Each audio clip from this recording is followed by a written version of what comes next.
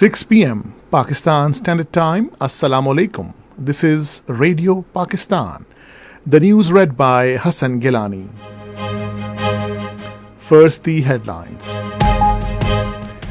Prime Minister says timely implementation of agreements between Pakistan and Tajikistan will help strengthen bilateral ties even further. Planning Minister says China is willing to help Pakistan develop human resource in artificial intelligence.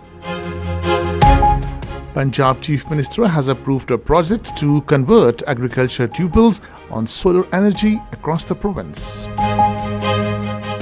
All Parties Hurriyat Conference has urged Modi government to rescind its all illegal actions of August 5, 2019 and release all Kashmiri detainees.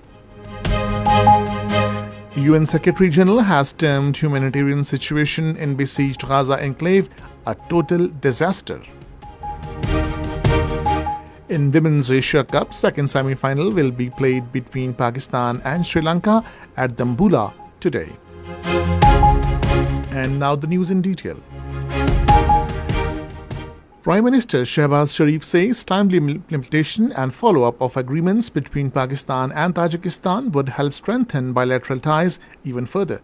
He was talking to Ambassador of Tajikistan to Pakistan, Sharifzada Yusuf Toir, who paid a courtesy call on him in Islamabad today.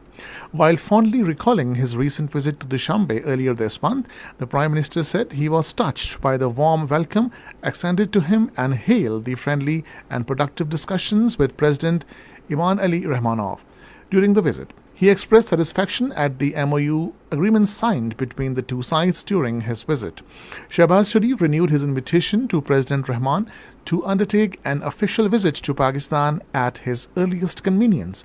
He said Pakistan is looking forward to Tajikistan's participation in the SCO Council of Heads of Government meeting in Islamabad in October this year.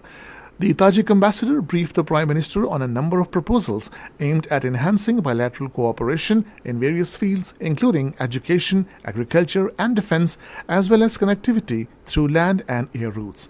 While noting the proposals, the Prime Minister tasked the relevant ministries to get in touch with the Tajik ambassador for further discussions. Regional connectivity projects, including CASA 1000, also came under discussion. Minister for Planning and Development Ahsan Iqbal has emphasized the need for adopting the latest technologies, including artificial intelligence, to align with modern digital economies.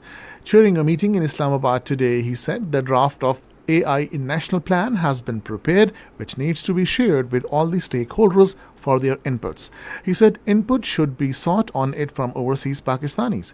Ahsan Iqbal highlighted the diverse applications of AI in various fields, including health, education and agriculture, saying it can be in many benefits. He said China is willing to help Pakistan develop human resource in this field. Minister for Industries and Production Rana Tanveer Hussain has said special economic zones are being established to promote investment in the country. Talking to a delegation of Federation of Pakistan Chamber of Commerce and Industry in Islamabad, he emphasized the need for enhancing exports to strengthen the economy.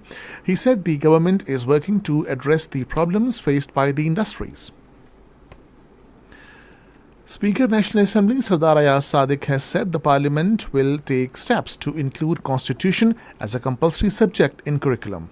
Addressing an event in Islamabad today, he said all the institutions, by working together, can steer the country out of challenges.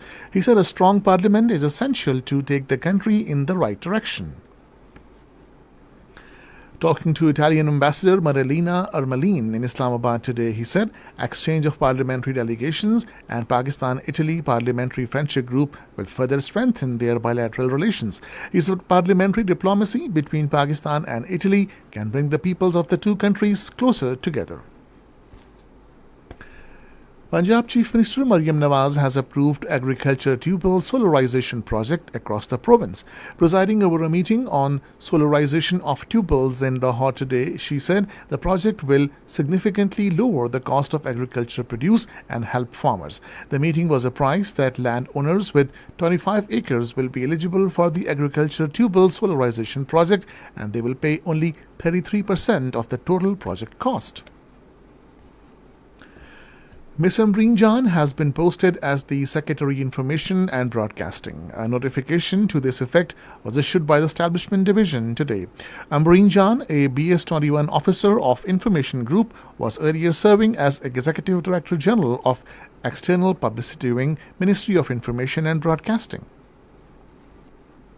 This is Radio Pakistan. In Indian illegally occupied Jammu and Kashmir, the All-Party Hurriyat Conference has urged India to realize the territory's current situation and create conducive environment for resolving the Kashmir dispute as per UN resolutions. In a statement, APHC spokesman also stressed upon India to reverse its illegal actions of August 5, 2019, lift the military siege and release all Kashmiri detainees. The APHC has also called on the people of occupied Jammu and Kashmir worldwide to observe August 5 as Yom-e-Istihsal-e-Kashmir in protest against India's illegal revocation of the territory's special status. Meanwhile, Indian troops continued to conduct aggressive cordon and search operations across villages and towns in Rajouri, Poonch, Kathuha, Raisi districts. Over the past week, more than 100 youth have been arrested in these districts. These operations are aimed at harassing and suppressing the local population for their support for the ongoing freedom struggle in the territory. US President Joe Biden has emphasized finalizing Gaza ceasefire deal as soon as possible. Talking to Israeli Prime Minister Benjamin Netanyahu in Washington, he also raised the humanitarian crisis in Gaza with the need to ensure flow of aid and basic services and protecting civilian lives. US Vice President Kamala Harris also expressed concern over the situation in Gaza Strip. UN Secretary General Antonio Guterres has termed this humanitarian situation in Gaza Strip a total disaster. In a statement, he said the Israeli military campaign in Gaza has the highest level of killing and destruction, and level of humanitarian aid is totally out of proportion with the needs. Responding to Israeli Prime Minister Benjamin Netanyahu's claims about Gaza, Antonio Guterres said the two-state solution is the only possible long-term solution for peace in the region. He also emphasized urgency of the two-state solution to Palestinian conflict. The UN Agency for Palestinian Refugees says 9 out of every 10 people in Gaza Strip have been forcibly displaced during the ongoing Israeli military assault. In a tweet, the agency said people have nowhere left to go. Families seek shelter where they can be, maybe overcrowded schools, destroyed buildings, makeshift tents, on the sands, or piles of trash. The United Nations has warned that growing danger of heat due to climate change is estimated to kill almost 500,000 people annually.